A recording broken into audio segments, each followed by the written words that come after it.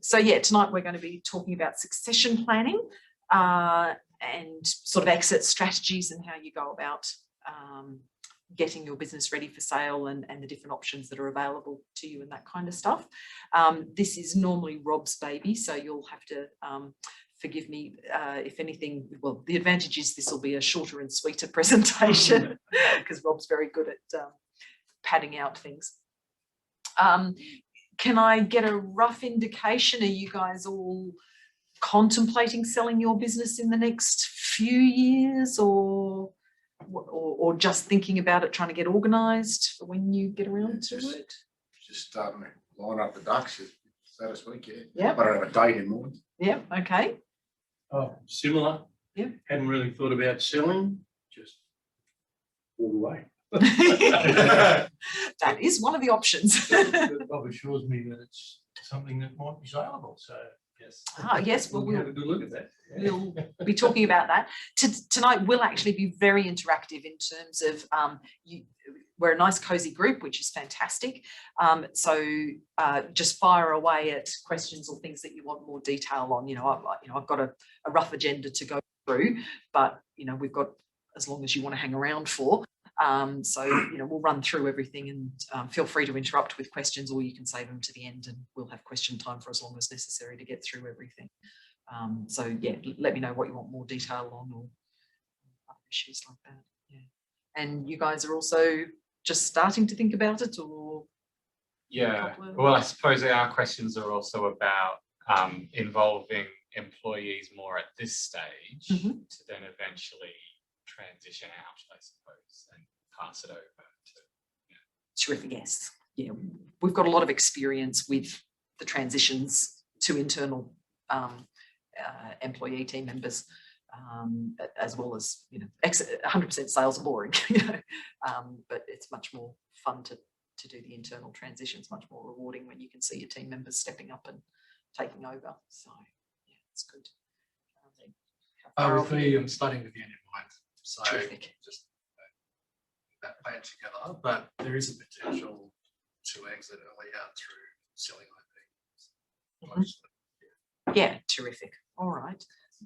Okay. Now, well, the good news is, by the sound of it, yeah, nobody's trying to sell in the next 6 months, because one of the key take-home messages will be that succession planning is a whole strategic plan with different components to it that, there's a lot of ducks to line up to ensure a successful transition to new owners in whatever format that might be. So the longer you've got, and starting with the end in mind, to make sure that everything is organised the right way to make it A, sellable at all, and B, to maximise your value, is definitely the right way to go. All right, well, on that note, we might start. Okay. Oh no. All right, sorry, no, I am too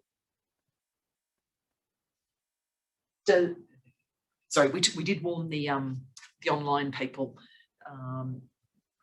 that we wouldn't start until 5:45, just to make sure we could get everybody settled without them watching us pour drinks and stuff. Is there anything specific then that you want to get out of tonight, or just so I can make sure I cover it? Just a starting point for me, really. Just where to start, yeah. Cool. All right. Welcome, Sean. I think that was. Hi, Sean. Yes, hello. Hello. We're Going? just waiting, I think, on I don't know who Blue Packets is, but welcome. Sean, do you have any particular things you want to get out of tonight, or how far are you along your journey for succession planning? Do you have a time frame in mind, or anything like that? Right at the very start, but Good. probably 3 years. Okay, good, perfect. Yeah. Terrific. Blue Packets is shy, that's fine. I think we're waiting for one more.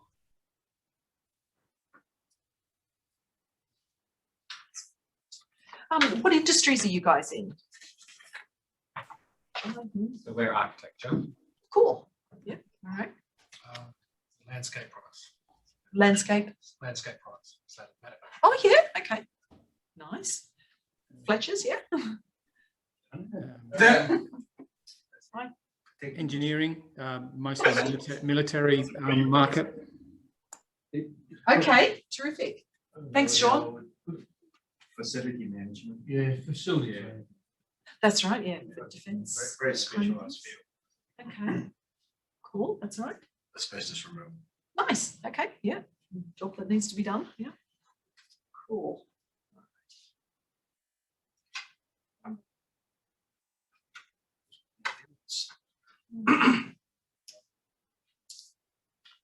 hopefully the tick works.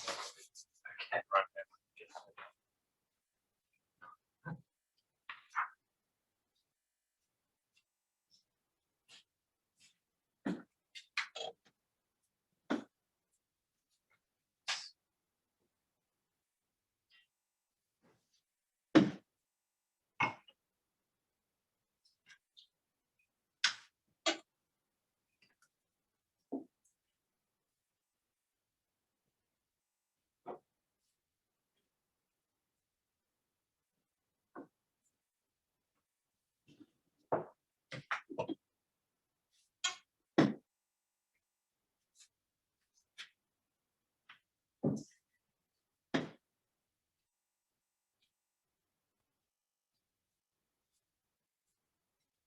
He went to D. Oh, no. Oh, Deacon. Oops. Oh. Because we just moved office from Deacon to the city. Just before So Christmas. other people went to the Deacon office, the old address. So Alright, don't well. wait. Sorry. Our third Zoomer is missing, but hopefully they'll join us sooner or later. We'll keep an eye out for the admit button, waiting room. Yeah, Leanne's backstage doing all of that, so yeah. All right, so let's stand that here, make that a bit easier.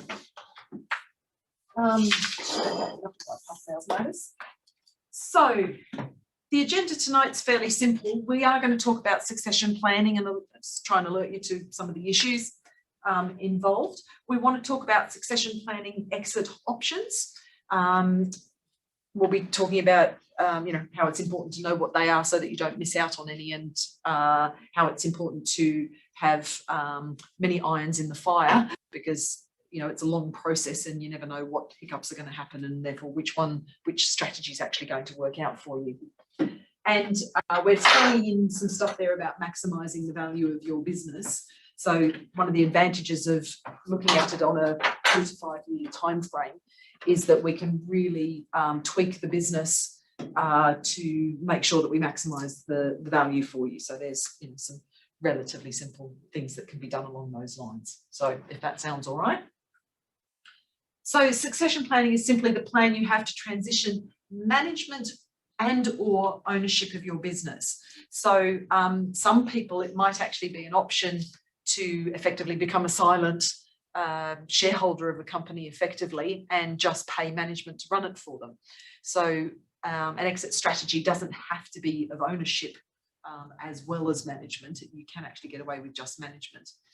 And the whole point of doing the succession planning strategy work is to make sure that you can do it at the time that you want. There's always a target. Sometimes you might have to go early because you get an offer that you're not sure will come along again in 6 months or 12 months or whatever the case may be. But we're trying to aim at a time that you want. To who you want, people do usually have a first preference. They don't want to be taken over by the competition. They don't want to necessarily sell to a third party that they're not quite sure they look after my team the same way, that kind of thing. So sometimes we would like the luxury of being able to select who we actually sell to, and of course a successful succession planning strategy will aim to make sure that we maximize the value for you. So we're going to develop that kind of strategic plan with clear steps to implement over time. So time is definitely the critical factor here, that there's a lot of stuff to be done, so we need time to make that happen. Not trying to scare you or anything, but I thought I'd throw in some stats there. 40% of small business owners are already aged 45 to 59, and 19% of them are aged over 60. Now, some of that, you know, people don't necessarily want to retire between 45 and 59, but that's an awful lot of people who will be starting to think about succession planning and how they are going to exit their business in due course. The 19% of small business owners who are aged over 60. That might be a combination that you know, succession planning has crept up on them. They don't have their business organised and therefore sellable to somebody, you know, attractive enough that somebody actually wants to buy it, and or they haven't maximised the value, and therefore the business hasn't got to a value that they are comfortable selling at to then fund their retirement. So, you know, if the value is not high enough, they can't afford to retire, is what we're trying to put there. And that's certainly reflected in this one, in terms of having enough money to fund their retirement is a major concern for 19% of small business owners. And yeah, only barely 30% of small business owners feel that they're actually well prepared for their retirement, you know, in terms of the business being able to fund that for them. So these days, the current business owners have worked hard to create their business success. They've focused on growing their business. Usually that's involved borrowing money against the house to fund different expansion strategies and you know, capital improvements to the business. Sometimes succession and retirement has crept up. And at the end of the day, basically there is a lot of work to be done to protect, grow and realise the optimal value for their business.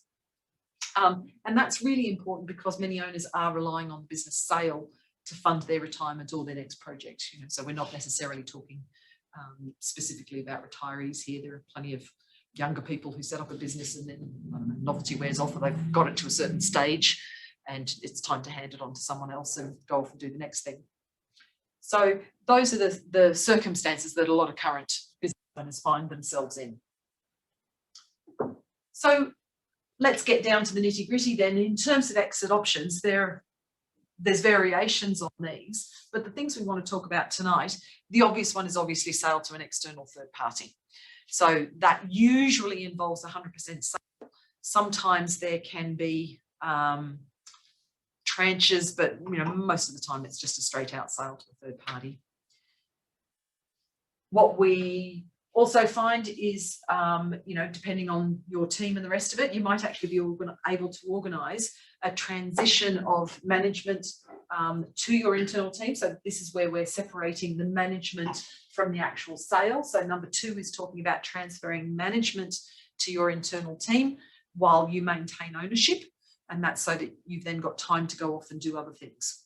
Okay, which, you know, might be one of your goals. You don't necessarily want to relinquish your business just yet. Maybe it, you know, it's quite profitable and all the rest of it. Maybe you've got a good team. So, you know, why not help them step up so that you can step back and do some other stuff instead. Maybe that's part of a transition to retirement strategy, you know, and when they step up enough or whatever and you're ready, then they can take over. When you are ready to hand over actual ownership of your business, and again, it could be done as a progressive sale.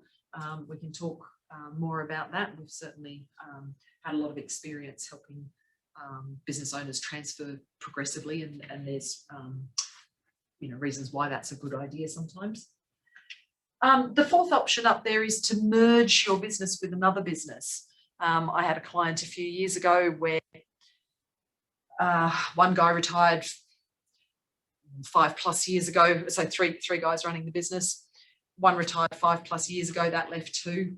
The second one got to about 65 and he's going, well, I want to retire. And the guy that's left, you know, holding the baby doesn't want to be holding the baby anymore. He doesn't want to run the show on his own. They weren't able to get any other internal team members to step up.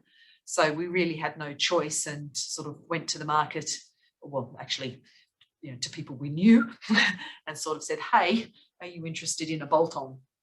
And we facilitated that merger.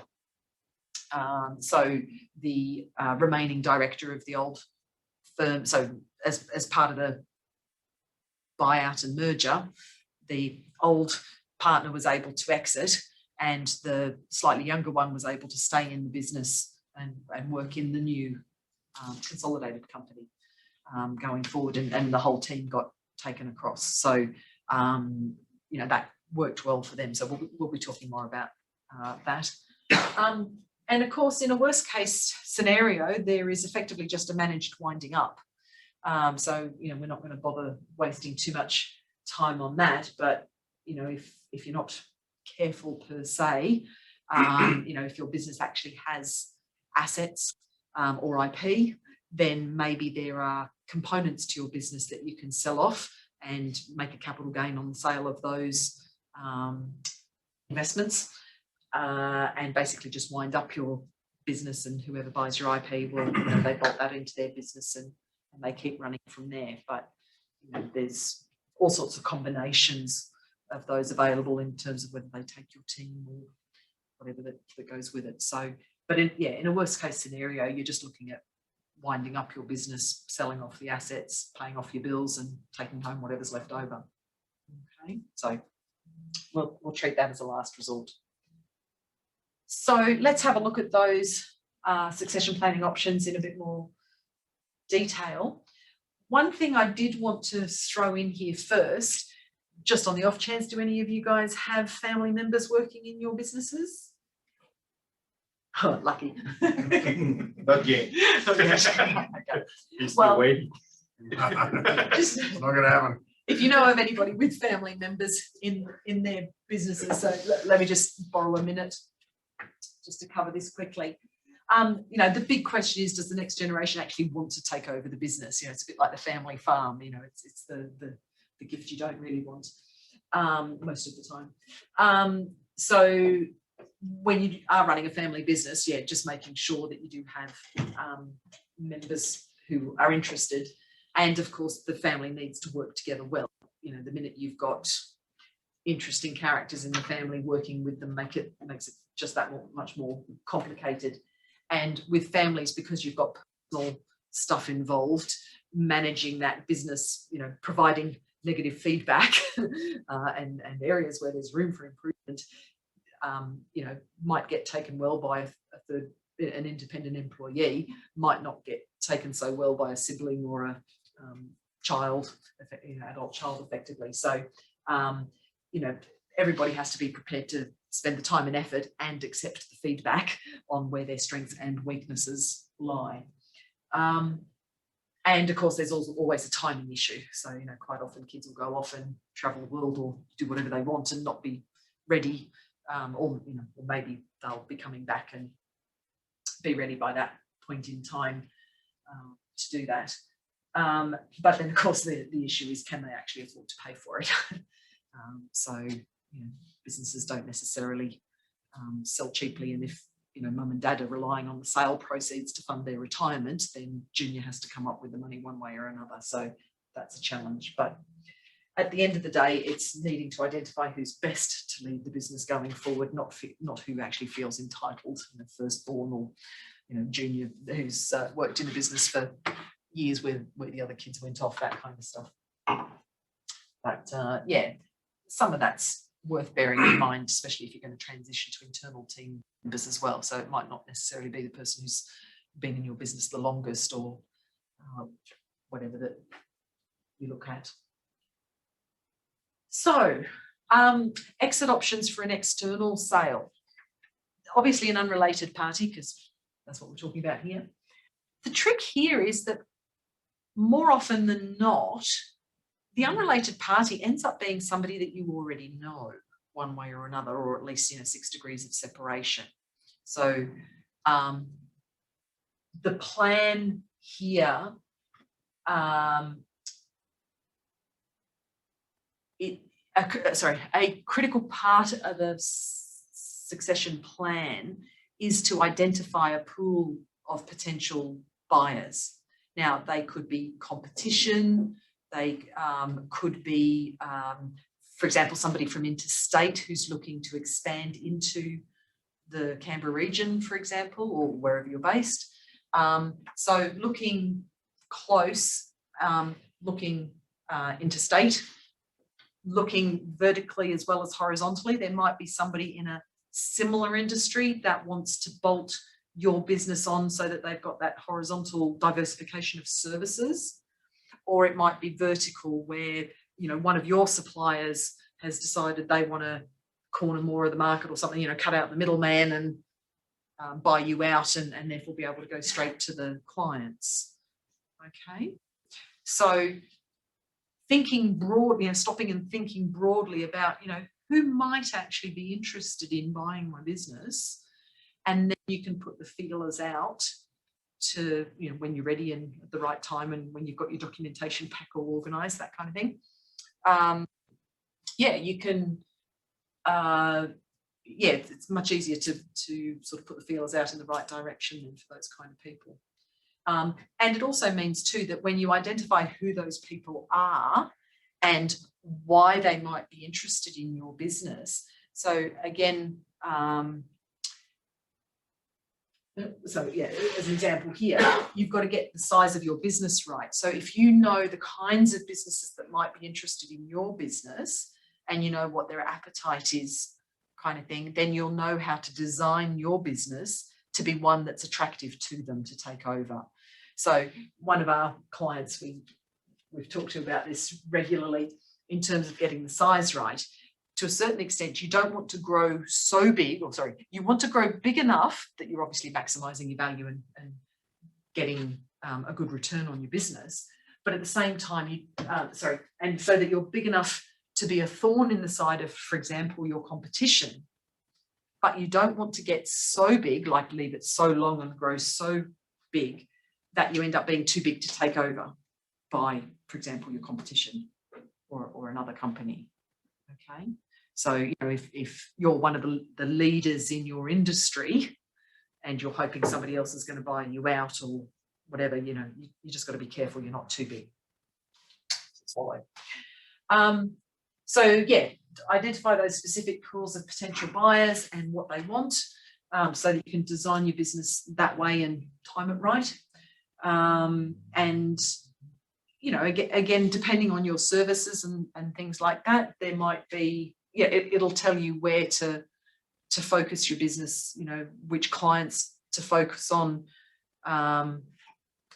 You know, if somebody else has a niche with certain kinds of clients, maybe your niche is with certain other clients, so that when the two businesses get together, they've got the market covered, that kind of thing. All right. So lots of different issues that you make your business attractive to potential buyers.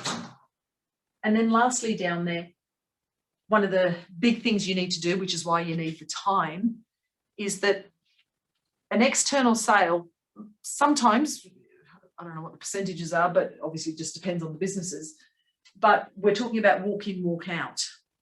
So the more independent you can make your business of yourself, the more sellable it is to somebody else, the lower the risk to them buying it, that it's not going to fall apart with you not there on day two. So the more you can make it independent, lowers the risk and therefore increases the value, but more importantly, makes it attractive to somebody to actually buy. If it's all in your head and you're gone the next day, they're not going to touch you with a barge pole regardless of the price, okay? Because it's all going to fall apart. So those are the kinds of things to watch out for in an external sale. Are there any questions on that? Okay, and my Zoomer people, feel free to pipe up if you've got any questions. All right. The options that come up with external sales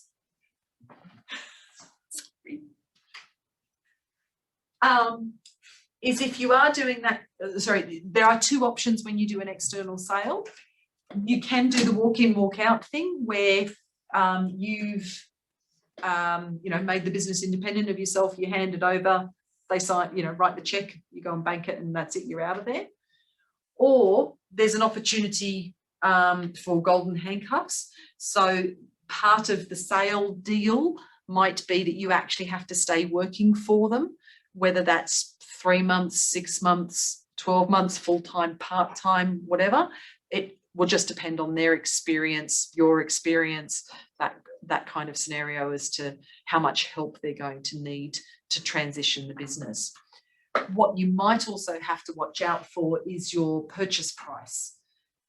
Sometimes with your purchase price, there are clawbacks or part payments. So sometimes, for example, in professional practices, the buyers will pay 80% of the purchase price up front, and they'll pay another 10% after the first year if the sales targets have been met, and another 10% after 2 years. And what that's designed to do is that if the clients of that business don't magically appear or, you know, choose this is a good opportunity to go elsewhere, well, then the new owners can claw back some of their purchase price, because obviously the profitability isn't there with clients missing.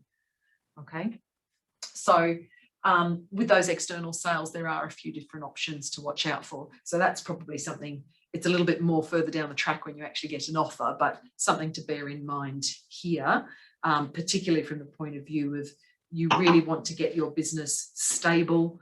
You want nice, loyal clients of your business, not just of you, because otherwise when you walk, they decide they want to go somewhere else and they don't give the new guys a go. All right. Some people worry that their business, you know, maybe the financials aren't perfect, maybe the profitability isn't top benchmark, things like that. You know, there's always problems in your team. There's always problems with your systems and processes and all the rest of it. Your business does not have to be perfect to be able to be sellable. Okay. So what I'm trying to say here is that, yes, your business has good points. That's why somebody's going to buy it. Don't stress about the bad or the problems or anything like that, because all they are an area of potential opportunity for a potential buyer. Okay, so we had clients a few years ago who expanded, doubled their physical footprint of their shop, for the sake of the argument, and therefore, you know, more stock, more sales, and all the rest of it.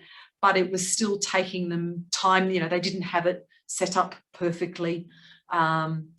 And they were obviously still building up their sales with all this extra floor area and that kind of stuff. At the end of the day, we knew they wanted to retire. They'd done the hard work of getting the extra footprint and floor space. They'd got it set up close enough, but we knew there was still plenty of potential. And that's what the new owners were looking for, in terms of they didn't mind paying a cheaper price to buy the business now, because there was still so much potential available in the business. So don't stress about it needing to be perfect. But having said that, we do want to make it sellable. So we do tell all our clients that you need roughly 2 to 5 years to get your house in order.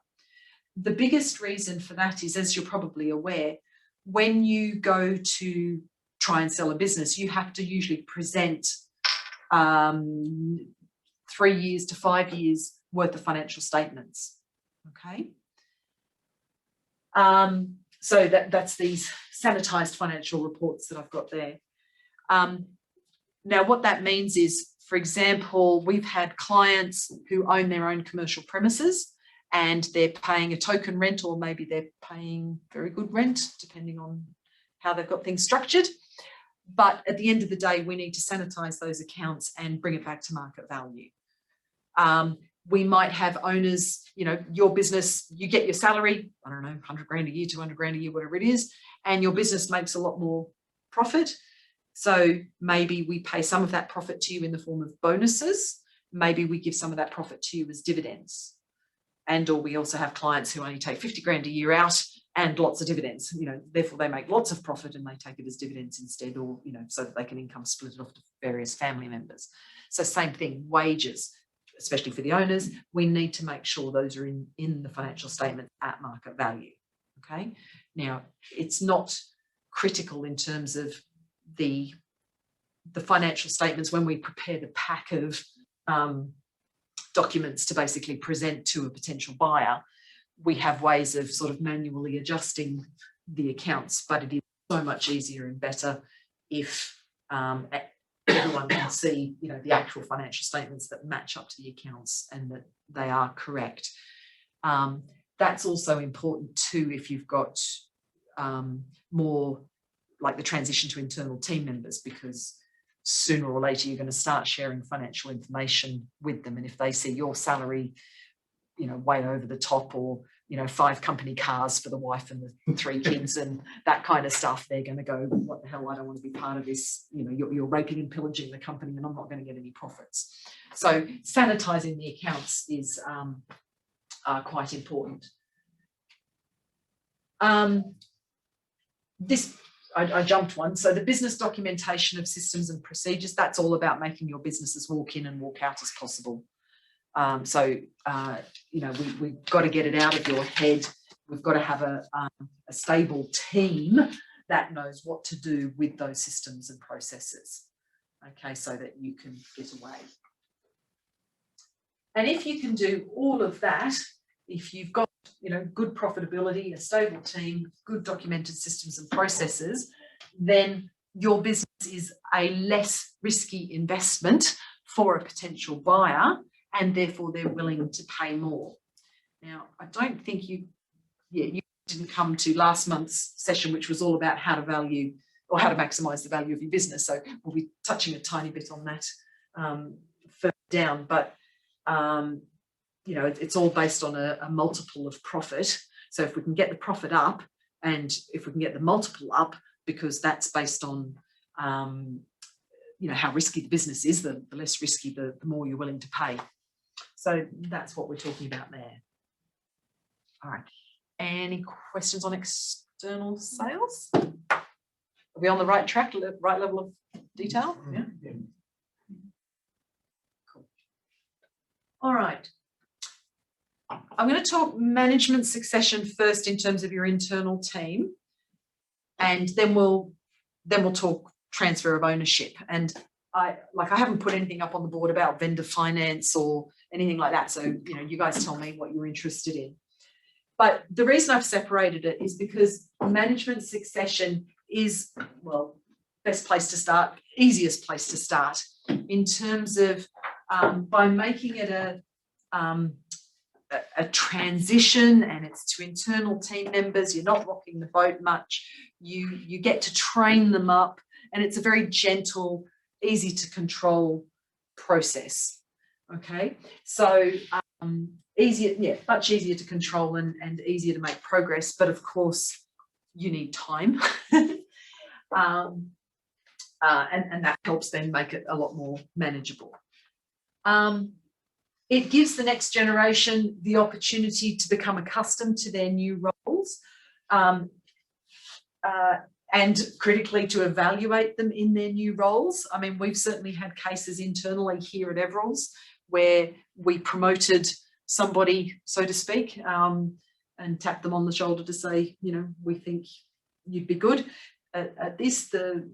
When they did the step up and they had to deal with other team members and all the rest of it, they worked out they were much happier just sitting in the corner and churning out returns. So we said, that's fine. You know, you've got other irons in the fire, which is the trick. So, yeah, they need to have a go. You know, there's, as you well know, running businesses, you've got to worry about your finances, you've got to worry about your clients, you've got to worry about your systems and processes. Are you working efficiently and all that kind of stuff? Worry about your team. Yeah, somebody might be really good at their job and think, you really, what a good idea, I'm going to become a director, I'm going to become a shareholder. But at the end of the day, yeah, they change their mind. But the big thing, the reason why we need the time is for exactly that. Somebody could be really good at their job, really good at dealing with clients, really efficient and all the rest of it, but yeah, don't know anything about how to run a business and the issues that are involved with that. So having that program or that time to develop a bit of a program to identify their strengths and weaknesses. It allows that education, training, mentoring support to be able to develop those strengths, but more importantly, address any skills gaps. Nobody's brilliant at everything, but they're going to need to understand how marketing works. They're going to need to understand the technology behind the scenes and what's happening in the industry. They're going to need HR skills to deal with problem children and that kind of thing. So having that time to address those issues is really good. And yeah, don't pin all your hopes on one person. As I said, we want a pool of potential people so that if one pulls out for whatever reason, the spouse has got a posting interstate, somebody's gone and got pregnant, whatever, you've got options there. But this is really good because it does make that ownership transition easier. You still maintain control. So maybe you're selling off 5% and then 10% and 15%. Or sorry, we're still talking management here. But, the point is they get a much better feel for how the business, how to run a business. They feel more comfortable with it. So when the time comes that you actually want to do an ownership transfer, they're fine. They understand what's going on and they're quite comfortable with that. And the reason you do it, management only at this stage is, that has the added benefit for you that it might free up some of your time, so that you can actually go away for a month's holiday or a trip to Europe or whatever, knowing the company is still in good help. You're only a phone call away if they need you, but you've got somebody who knows what they're doing and can actually run the show for you for a few months. And, and sometimes that's all people need. If you're tired, burnt out, stressed running your business, the opportunity to get away, or have somebody who can hold for you while you go off and do other things. Maybe it's time you want to work on your golf game or something, so you want Wednesday afternoons off, whatever it is. Having somebody who knows what they're doing can be very helpful and perhaps delay therefore the wholesale of your business. Do any of you guys have internal people that might step up? Cool. Hopefully. Great. Yeah. It is fun. I mean, it's a whole nother ball game because you've got to start sharing financial figures with them. So they need education in financial literacy, how to analyze a profit and loss statement, how to identify where the profit has gone on the balance sheet, why it isn't all available, for distribution, that kind of thing. So that's definitely a fun area. All right. So once you've got the ball rolling on the management side of things, we have the option for actual transfer of ownership of the business as well, either in part or in full of the progressive sale. So yeah, we're looking to sell to people already inside our business. Can be 100% or it can be progressive. With the 100% or progressive sale, what we've found is that Gen Ys, for example, or a lot of the next generation coming up, in the old days, I guess, when houses were cheaper and therefore mortgages were lower, what we're finding now is that by the time the next generation has bought their house, their McMansion and all the rest of it, they don't have any borrowing capacity left. And therefore taking on or, finding the money to be able to buy into a business is actually quite challenging for them. And therefore, and then the other tricky bit is getting it past the spouse. So, your employee might know the business and trust you and you've seen the figures and you've mentored them up. But if the wife says, no way in hell are you putting the house up as security for this loan to buy the business, you've got a bit of a pickle.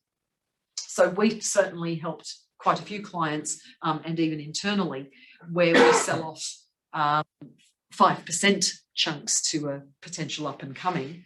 So again, that allows them to get a taste for it. And most importantly, lets the spouse see that the dividends cover the loan repayments on the loan, and then in a year or two they can buy another 5% or 10% or jump into a bigger share of the business. So doing it progressively is really good for letting them get a taste for it, and it's just much easier, particularly for that younger generation. What we normally find, not necessarily compulsory, but sales to internal team members are usually done at a discounted price compared to external third-party sales. You don't owe your external person anything. It's just willing buyer, willing seller, what they're willing to pay for your business.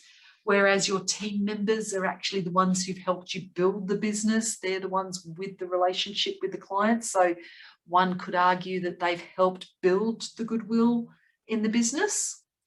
Now, obviously, if you have an opportunity to sell to somebody else versus an opportunity to sell to your internal team members, you've got quite a decision to make, or see if you can talk your team members into paying full price for it. But certainly what we do see is there's a bit of an incentive provided in the form of a discounted value. Having said that, you actually have to be careful, because much as the tax office always insists everything is sold at market value, especially when not between related people. The tax office has agreed that just because they're your employee doesn't mean they're related. It is still a third-party transaction, and therefore whatever price you agree is actually okay. They're not going to deem market value price, and therefore inflate the actual taxable capital gain or anything. But what they have pointed out is that you'll all have heard of employee share acquisition plans, or the point being that the minute you give shares to an employee at a discount, that discount is actually taxable income in their tax return. So we have to be very careful to make it a very subtle discount that the ATO doesn't sort of notice. So again, that's where the planning and stuff comes into it, that we don't have one valuation for third-party people versus another document that says, well, we're going to give you a 10% discount because you're an employee or something, and then have them get hit with a nasty tax bill. So yeah, just watch out for that. But at the end of the day, if you are looking at selling to your team members, early identification, because it is going to take time to develop them, to develop their financial skills, to develop their marketing skills, to develop their business acumen, that kind of stuff. If you are 5 years out and you realise you don't have anybody that you can identify as being appropriate, maybe you have to go to the market and do some recruitment. So you can, advertise for a senior person or something, and, your recruitment questions will be, have you ever thought about running your own business? Are you interested in learning about marketing and finances and stepping up? What's your career path? Or do you just want to sit in the corner and churn out tax returns? Whatever the case may be. Identify the potential employees you've already got. But if you identify a gap, then you're going to have to work on filling it. And again, with over 30 years experience in this game, I've seen one business try 3 times to get a senior team member in to take over a particular area, and have all 3 of them not work out. So plenty of irons in the fire, and have different options running concurrently, different plans for different options running concurrently, just so that hopefully one of them works. But at the end of the day, also note that this employee share plan style of idea, or at least part ownership, is a brilliant retention strategy. It definitely 99% of the time improves engagement. You do get the odd case of an employee who gets their shares and then puts their feet up on the desk the day after and decides, I'm shareholder now or whatever, I don't have to do any work, but 99% of the time, it is a great employee retention strategy. It's great for the business in terms of they've now got much better engagement because they know their performance, apart from getting paid for it, will also result in you know, a bigger dividend during the year. So quite a good strategy.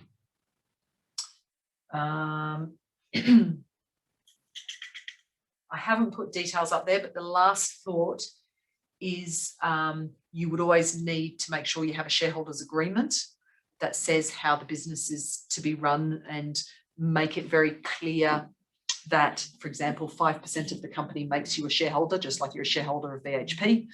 You have no say in how BHP is run. Okay, so they have to understand that as a shareholder, you are merely an investor. And it's, you know, you have to have that shareholders agreement that sort of says, well, you need to own 15% or 20% of the shares to get a seat at the table to actually be a director. So you can do it. So we talked before about management transition being a good starting point. You can actually flip it and do the other way, where they don't get any management responsibility. They just get the ownership of the shares so that you get more engagement. And then one day they'll buy enough and buy their own seat at the table to then take over management. So it, you know, just depends on what your strategy is and how much of a rush you're in and what people you've got involved. But you can actually do it both ways. Okay. Any other questions on internal sales, how you might structure them? I mentioned I hadn't put vendor finance up on the screen. So one of the issues, I can't say it's an advantage or a disadvantage, but again, if you are selling out to internal team members, maybe there's an option there for some vendor financing. So rather than, as we said, you know, Gen Y sometimes has trouble coming up with money these days, or isn't willing to, you know, sign up to that big debt. So we have quite a few clients that we make sure that the investment is cash flow positive, the dividends pay for the loan repayments, and in which case doing vendor finance where the owner of the business sells, for example, the 5% or 10% or whatever it is, but the loan repayments come out of the dividends. You know, it's not, as long as you weren't relying on the money to retire, you know, it's only a transition thing. But again, that might be a way to make it easier for your next gen to buy in if they are having cash flow problems, young kids at home, big mortgage, difficult spouse, not wanting to sign bank guarantees and that kind of thing. So that's another way of making it a little bit more palatable for them. All right. Exit options in terms of mergers. So obviously 2 or more businesses agreeing to merge. It can be a takeover in terms of one big company takes over a little company and they keep the big company's name, but everybody gets absorbed into the big company. It's still a merger, but effectively a takeover. Or it can be merged into a combined business. So, for example, the 2 companies get together and now they trade as a third name kind of thing. So it just depends on your relative strengths and systems, processes, and who's going to be running the show going forward. So a couple of different options there. What makes a merger attractive? Other people could be looking to buy you out to gain greater market share. So again, this is where you've got to look hard and wide at who your potential buyers might be in due course, and what would they be looking for? Why would they be looking at your particular business? What problem does it solve for them? If they're trying to get greater market share, then buying you out gets rid of the competition, gives them, you know, a big client base. Their overheads don't usually change much. So, you know, it could be quite attractive from that side of things. And that's what we talk about, a bolt-on.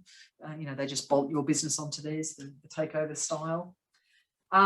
It could be that they're looking to improve efficiency. So maybe you have a trick that makes your service, product, whatever it is, better than what they're currently providing, and therefore by buying you out, they get access to that technology, that IP, whatever it is that makes your business more attractive. So, you know, the list is endless, but, you know, do look, you know, deep and wide as to who those potential buyers might be and why they might be interested in your business. So that's, as I said before, that's all that horizontal, vertical kind of options. Any questions on the mergers side of things? Obviously, this is an area where you have to be really, really careful with sharing your details. We have had clients pop in for a meeting to say, hey, you know, so-and-so had a meeting with so-and-so the other day, you know, they're interested in buying me out. So I gave them a copy of my financial statements. And it's like,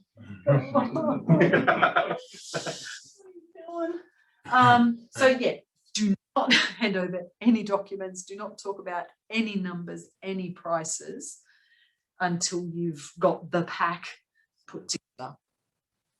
Okay.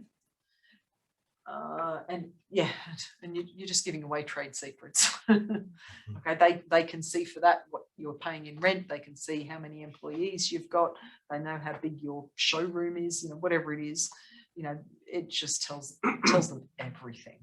You know, that definitely may or may not be appropriate. So that's mergers for you.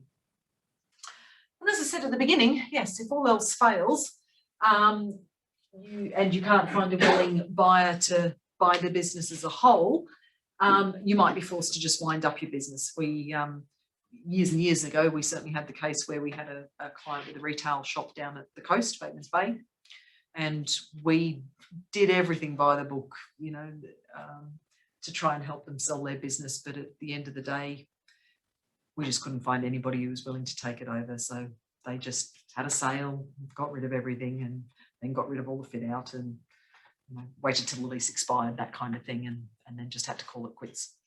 You know, but at least we had sort of a bit of warning and, you know, adjust retirement expectations accordingly. But the joys of seasonal businesses in coastal towns, holiday towns, and that kind of thing. So that was a sad one. I think that's the only one we haven't had work from. Anyhow. You know, if your business is strong on the IP front, we talked last boardroom briefing about the difference between selling the business out of your company, so selling the assets out of your company to another person, versus actually selling your shares in your company to somebody else so that they take over the whole company, warts and all, and everything in it. The point being, you know, if you've got IP in your business or other assets, equipment, that kind of stuff, maybe it's actually worth, you know, maybe it's the IP that's important.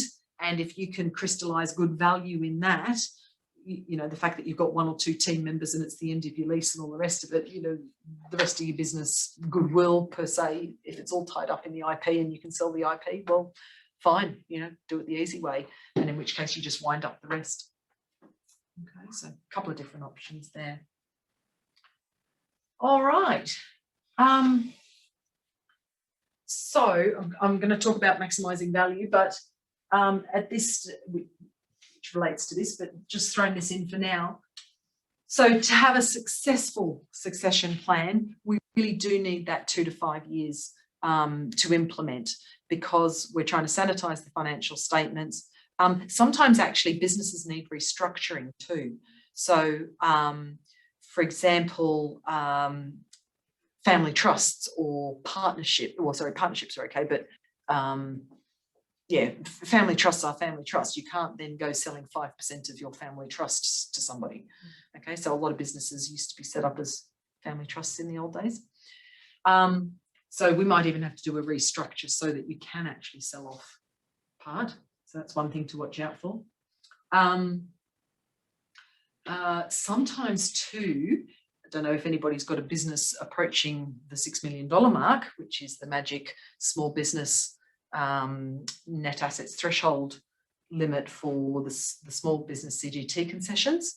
So if you've got a business fast approaching that, we might want to restructure to crystallise the profit to that point tax-free through the small business entity concessions, so that you can then grow another couple of years, and then when you do sell, you've only got to pay tax on the increase above that base price. So there's all sorts of tricks in that area as well. As I keep saying, a successful succession plan, that is a mouthful, includes multiple exit options. So you have to have plenty of irons in the fire, because if you're lucky, one will work. Okay, so have your succession plan will include a sale to an external party. You know, identify all those people. What does your business need to look like, and have an action plan to make your business sellable that way. At the same time, you will then have plan B, which will be a sale to internal team members. So your plan B will include a personal development plan for the people that you think might be able to step up. Okay, and it will include multiple people within the team with any luck. Okay, so you're going to have plan A, you're going to have plan B1 and plan B2, and that kind of thing. Talk to your competition as well. On the off chance that a merger or takeover is available, that's plan C. And plan D, winding up, well, let's work out how we can maximize the value of our IP or whatever it is. So you're going to have all of those irons in the fire, so that when the time comes, or when somebody sticks up their head to say, actually, yeah, I am interested in your business, you'll be ready to go. Okay, and you've at least one of those irons will work for you. All right. So yeah, identify those specific pool of potential buyers, organize that development plan. The big one is try and make your business as independent of you as possible. That has multiple advantages. Makes your business more attractive to somebody, reduces the risk of it being owned by you, means you can go on holidays because your team can manage without you. And if that means you therefore have the brain space and energy to therefore be able to keep going a little bit longer, you can make the most of this profitable business you've established. That's really important. And of course, the time allows us to sanitize those financials and tweak all those things necessary to improve profitability and reduce risk, and improve your business in general, to get that multiplier up so that you can actually maximize your value. Because running a business is hard work. We want to make sure you get as much as you can out of it. But remembering that the price is not the same as value. A valuation is just one person's opinion. You get 5 accountants to value your business, you'll get 5 different numbers, because it's just an opinion. At the end of the day, it's a willing buyer and a willing seller that determines what the price is. Okay.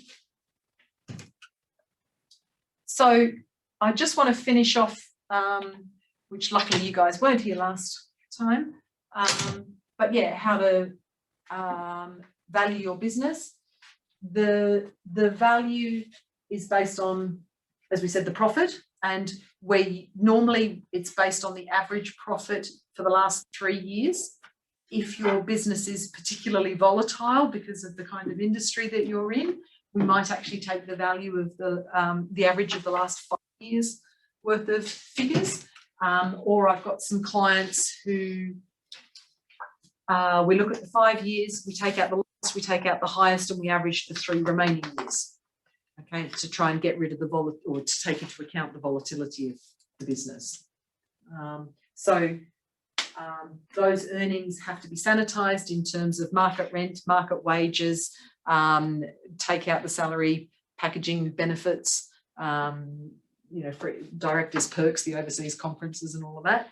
Do all of those add backs so that you know what those earnings are, and we work on your business to try and get those up. The risk is that multiplier factor we were talking about. If we can get the risk down so that somebody feels more comfortable buying your business, they'll be willing to pay more for a business that is stable and organised and not dependent on the owner. So there are lots of things that we can do to de-risk the business and get that multiplier up. And as I mentioned before, my client that expanded their footprint, their floor space, you know, whatever it is, having that potential, whether it's a new product you've developed, you know, it might be relatively new to market, it's got lots of potential, you just need to do the marketing or whatever it is to get the word out there. Whatever that potential is, being able to promote that potential to a potential buyer means that they might be willing to pay more because they can see that they're getting good value, that they're paying based on what the business is worth now, but if there's all this potential that they can take advantage of in the future. To give you an example of how why it is worth the investment of your time and energy at looking at this, if we had a business with a current profit of 750,000 and it's making 15% profit, it's making 112 grand a year. And let's say we've analysed the business, its team, its competitors, the legislative environment it faces, the industry volatility, all of that, and we decide the capitalisation rate is 2.88. That gives us a business value of 112 times 2.88 gives us 325, that's the business value. If this person decides they need $625,000, pick a number, to be their retirement fund, you know, the price that they need to chuck into their super fund so that they can retire and live happily ever after, they have a value shortfall of 300K, which at the rate the business is growing means they've got another 13 years till they can retire effectively. So we're only sitting at 67% of our needed value at the moment. With some tweaking over that 2 to 5 year time frame that we're talking about, if we can get the business income up to 900K, the business profitability, so improve efficiencies and, you know, tweak a few things, if we can get that profit up to 20%, then all of a sudden we're making 180 grand a year. With a cap rate, because we've improved the business systems, reduced risk and all the rest of it, if we can get that cap rate up to 3.75, all of a sudden we've got a business value of 675. We only wanted 625, we can retire now. Okay, 3 years, not 13 years. Okay, so I know they're just numbers, but the point is see how easy, how fast it extrapolates out. You know, there's a... What's your cap rate? So the capitalisation rate is, so when we're trying to work out the value, it's the average profit for 3 years, for example, times by the cap rate. That is, it's a bit like a price earnings multiple on listed stocks. It's multiplier. So multiplier. Just multiply it. Multiply the profit, the average profit to come up with the value, the price kind of thing. There are, so with small businesses, for example, the capitalisation rate is somewhere between 0 for a business that's not walk in, walk out, and it's all in your head, forget it, nobody's going to buy it, to 1, 2, 3, 4, 5. Okay, so normally between 1 and 5. There are some industries, for example, chemists, that have a government legislated monopoly. You can't set up a chemist anywhere without specific permission, and unless the guy next, you know, the chemist next door says you can, stuff like that. So they sell for a slightly higher multiplier. But yeah, most small businesses will sell between 1 and 5, mostly between 3 and 4. Okay. The bigger it is, the more stable it is, less reliant it is on the owners, current owners, the better, the better rate you'll come up with. And the other way of looking at it is the new buyer. So in this 3 year case, the new buyer is willing to pay 675, knowing that it's going to take them 3.75 years to get their money back effectively, you know, and then any profit they make after that, you know, is pure profit for them, for their spending money. You know, they'll have been able to pay the bank back in 3.75 years. If the business isn't as stable, as secure, as less risky, less volatile, you know, in the current case, the person's only willing to pay 325 because they want to be able to pay the bank back in 2.88 years. That's the other way of looking at it. Okay. But my point, as I said, was just simply if we can do a bit of tweaking to get the business profitability from 15% to 20%, and if we can do a bit of tweaking on the cap rate, you know, it's only a small increase from 2.88 to 3.75, but look at what a difference it makes on your ability to retire, you know, on the value of your business. Okay, so that's why you need that 2 to 5 years. And may I do the sales pitch in terms of that's why you need help. Okay, because you know we know which things we can help you identify which things in your business need tweaking to get both the profitability up and to get that cap rate up. Okay. All right. So yeah, improve maintainable earnings and improve that capitalisation rate by improving the efficiency and effectiveness of your business and reducing the risks. And there's your little formula down the bottom there. We have a service, I guess. We have a pretty good system of valuing businesses consistently. So we're doing a fair bit of work doing valuations for businesses so that they can, yeah, monitor, you know, in other words, it's consistent from year to year. We'll do the financial statements, we'll revalue the business. It's not a full-blown valuation, but it, you know, gives them an indication of how the business is going, and then it also helps set the strategic plan for the next 12 months, because you know it then identifies, all right, well, you know, what's the next lowest hanging fruit in terms of things to fix to improve that efficiency, effectiveness, and reduce the risks in the business, and therefore get the value up as well as the profitability. And that can be very helpful, especially if you are doing that transition kind of thing. So I said, you know, you can have 5% getting sold off this year, and in another year or two they want another 5%. So we want to be able to see how we're tracking on improving the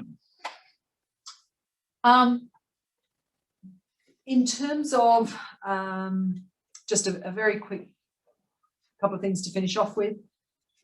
When you are looking to maximise the value of your business, the critical thing is to focus on those solid foundations. You have to have, you know, if you're going to be marketing your business, obviously to clients, but if you're going to be trying to market your business to somebody else as a potential buyer, you have to be very clear on what your messages are. So why does your business exist? You know, what problem are you trying to solve for clients, customers? And, you know, just remember that the purpose of a business is to create value for its customers, obviously, but also for your team members and your owners. And that's all, you know, part of your corporate social responsibility these days, which, yeah, is becoming much, much more integrated in valuations and what people are looking for.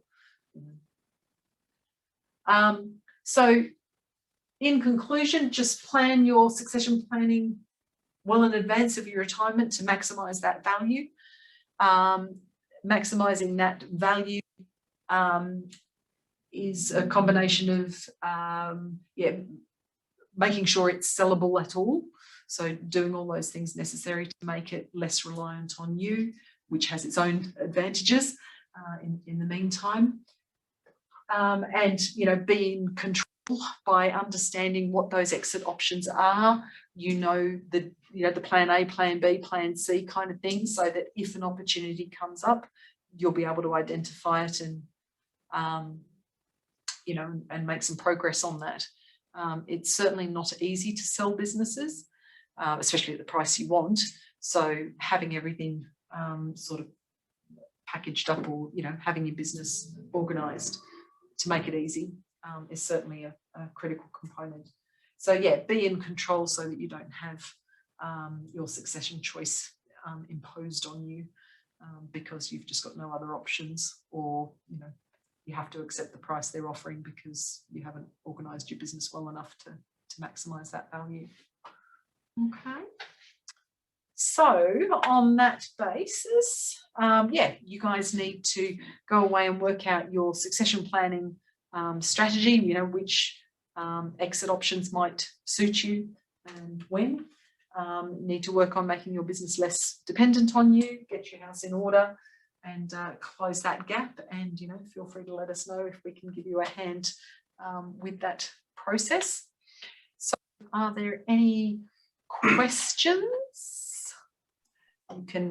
You can, including our Zoomers. If you're really shy, feel free to stay back afterwards and we can answer those one-on-one. But I don't have a question, but I just want